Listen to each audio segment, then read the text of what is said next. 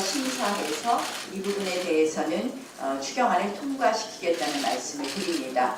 특히 이 재해 추경에 있어서는 이번 산불의 경우에 완전 전소된 주택 신축비를 검토해서 보전하는 부분에 대해서도 적극적으로 포함시켜 주실 것을 요청합니다.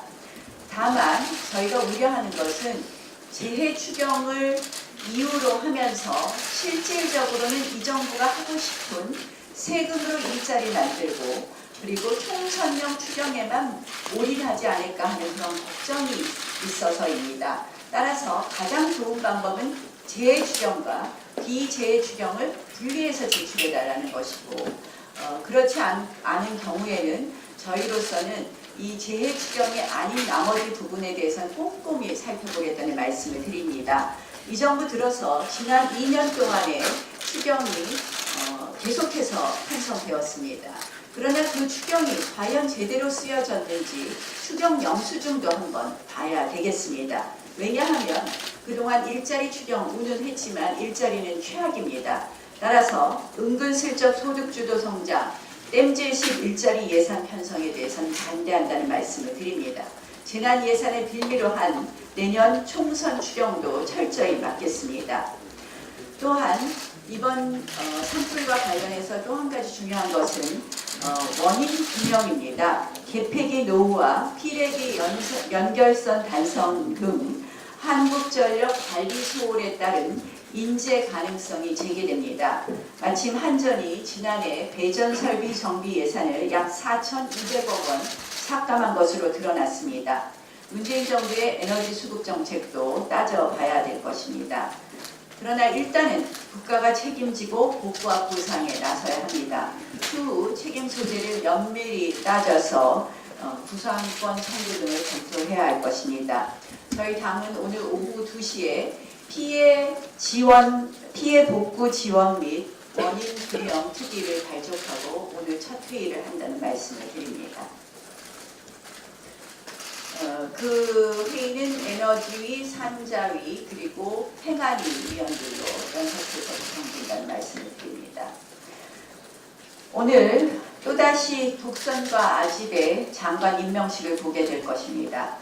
보고서 채택 없이 임명 강행된 사례가 오늘로써 이제 두 분 다 장관 임명을 한다면 14번째입니다.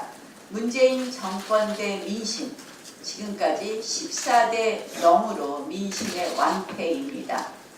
더 이상 굳건한 한미 동맹과 안보 또 자유통일의 비전을 기대할 수 없습니다. 중소기업과 벤처의 발전은커녕 행정부의 공직기강도 요원합니다. 이 4.3 재보궐선거에서 터진 민심 경고 등에도 민의를 묵살하는 것입니다.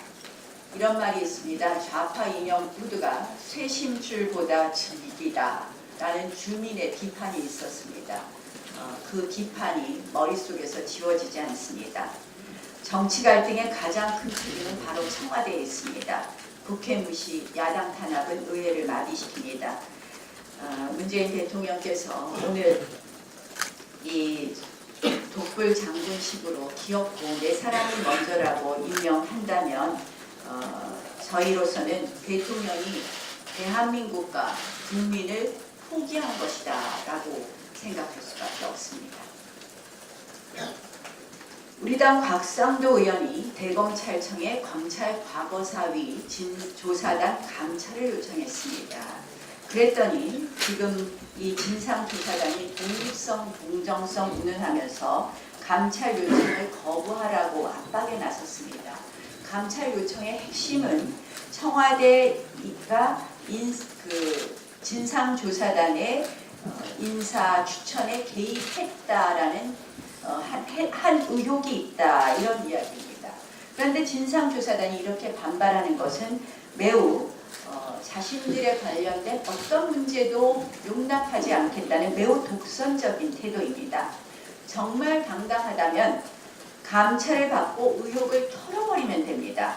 그런데 이 감찰 거부를 하는 것은 결국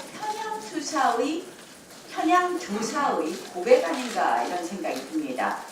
실제 진상조사단으로 활동한 박준영 변호사는 이런 이야기를 페이스북에 남겼습니다. 이익이 되는 사실을 부각하려고 애를 쓰고 반면에 모순을 애써 외면하거나 침묵하는 모습을 보았다라고 고백했습니다. 문재인 정권의 서슬퍼런 칼날이 살아있음에도 조심스럽게 새어나오는 양심의 목소리라고 생각합니다. 청와대 유착관계 의혹 감찰을 거부하겠다는 것은 결국 진상조사단이 청와대 직속 기관을 자처하며 대검찰청보다도 위에 있겠다, 그리고 군림하겠다라는 이야기밖에 되지 않습니다.